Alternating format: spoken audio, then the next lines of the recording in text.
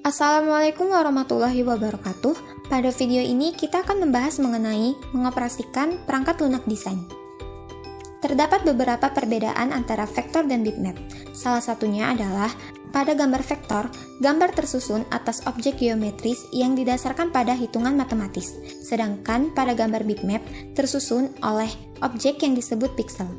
Untuk lebih jelasnya dapat dilihat pada tabel berikut. Size, resolusi, dan DPI atau PPI.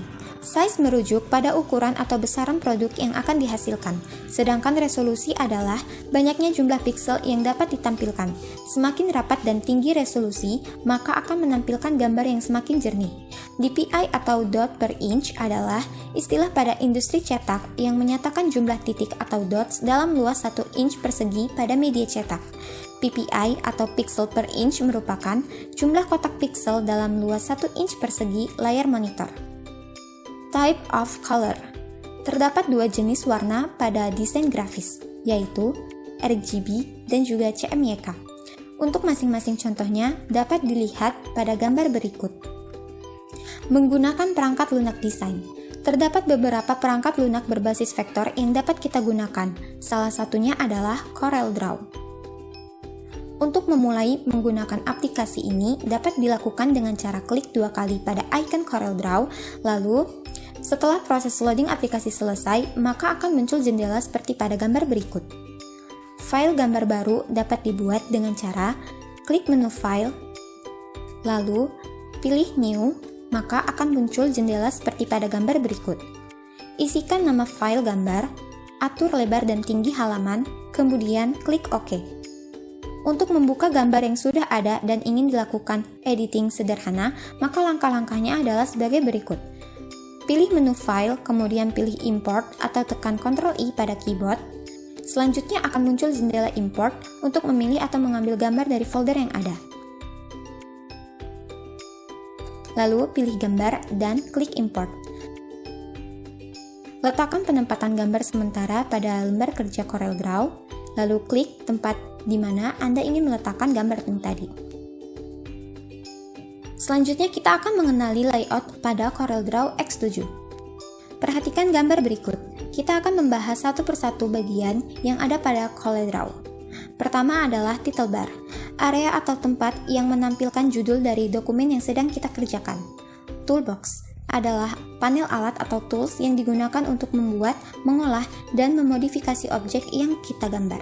Dokumen navigator, yaitu sebuah tab yang menampilkan dokumen yang sedang kita kerjakan dan dapat mempermudah kita dalam berpindah dari dokumen yang satu ke dokumen lainnya.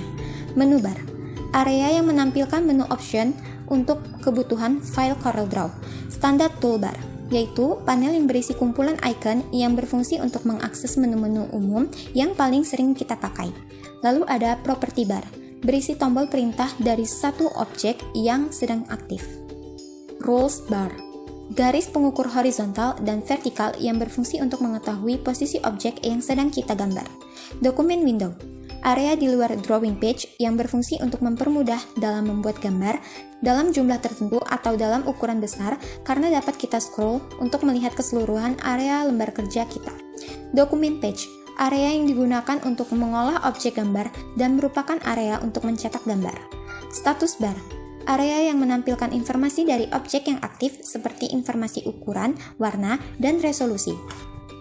Darker, yaitu jendela yang menampilkan informasi pengaturan seputar tools yang sedang kita gunakan. Color palette, yaitu bagian yang menampilkan daftar pilihan warna yang dapat kita gunakan untuk mewarnai objek yang kita buat. Dan berikut adalah istilah-istilah pada toolbox. Toolbox dapat diartikan sebagai kotak perkakas yang berisi alat atau tools yang digunakan untuk menggambar dan memodifikasi objek. Pick, berfungsi menyeleksi, memutar, mengatur ukuran, dan memiringkan objek. Freehand pick, yaitu berfungsi menyeleksi objek dengan bebas. Free transform, berfungsi memutar objek. Shape edit layout shape tool, berfungsi mengedit objek yang berbentuk kurva. Smooth tool, berfungsi mengubah objek menjadi lebih lembut. Smear tool, berfungsi menarik objek dengan menyeret garis tepi. Twirl tool, berfungsi mengubah bentuk menjadi putaran seperti pusaran angin. Attract tool, berfungsi mengubah outline menuju arah kursor layaknya magnet. Reveal tool yang fungsinya sama dengan attack tool tetapi ke arah yang berlawanan. Smooth brush tool berfungsi merubah objek vektor. Rogan brush tool berfungsi merubah garis luar objek vektor. Crop tool berfungsi memotong atau mengambil bagian gambar yang terseleksi. Knife tool berfungsi memotong gambar. Eraser tool berfungsi menghapus bagian dari sebuah gambar. Virtual segment delete berfungsi memotong bagian gambar yang berpotongan dengan gambar lain. Lalu ada zoom tool yang berfungsi memperbesar atau memperkecil tampilan gambar. Pen tool berfungsi memindahkan tampilan gambar pada layar. Freehand tool berfungsi menggambar objek berbentuk kurva dan segmen garis lurus. Two-point line tool berfungsi menggambar garis lurus. Two-point line tool berfungsi menggambar garis lurus dengan cara menariknya dari titik awal ke titik akhir. Lalu ada bezier tool yang berfungsi menggambar kurva satu segmen pada satu waktu. Pen tool berfungsi menggambar kurva dalam segmen dan setiap segmen preview gambar. B-spline tool berfungsi menggambar garis lengkung dan menetapkan titik kontrol yang berbentuk kurva. Lalu ada polyline tool berfungsi menggambar kurva yang terhubung dan garis lurus dalam satu tindakan. Lalu ada 3-point curve yang berfungsi menggambarkan kurva dengan menariknya dari titik awal ke titik akhir, kemudian menuju posisi titik pusat. Smart drawing berfungsi mengkonversi freehand stroke dengan bentuk dasar-dasar atau kurva yang diperhalus. Artistic Media Tool, yaitu berfungsi menambahkan brush, menyemprot, serta menambahkan efek kaligrafi dengan menggunakan freehand stroke. Lalu ada Rectangle Tool, yang berfungsi untuk membuat gambar berbentuk persegi. 3-point Rectangle Tool, berfungsi membuat bentuk persegi pada sudut tertentu. Ellipse Tool, berfungsi membuat objek berbentuk lingkaran. 3-point Ellipse Tool, berfungsi membuat objek berbentuk lingkaran pada sudut tertentu. Polygon Tool, untuk menggambar objek berbentuk poligon. Star Tool untuk membuat gambar berbentuk bintang. Complex Star Tool untuk menggambar bintang dengan banyak sisi. Graph Paper Tool untuk menggambar sekat yang terdiri dari garis yang sama. Spiral Tool untuk menggambar spiral. Basic Shape Tool untuk memilih bermacam-macam bentuk shape dasar. Arrow Shape Tool untuk memilih bermacam-macam bentuk panah. Flowchart Shape Tool untuk menggambar simbol flowchart. Banner Shape Tool untuk memilih bermacam-macam bentuk pita. Callout Shape Tool untuk membuat callout. Text Tool untuk membuat teks atau tulisan.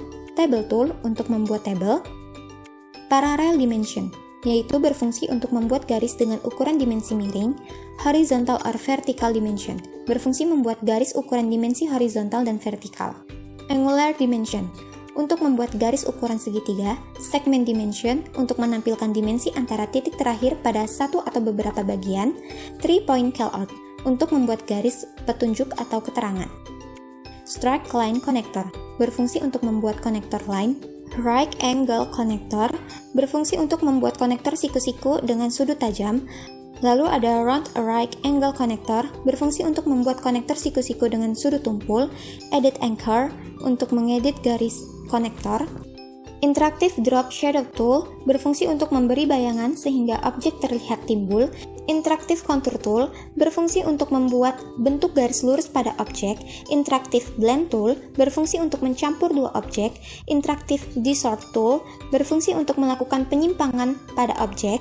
Interactive Envelope, berfungsi untuk melakukan penyimpangan pada objek dengan cara mendrag node. Interactive Extrude, berfungsi untuk membuat suatu ilusi kedalaman pada objek. Transparency Tool, untuk membuat objek menjadi transparan.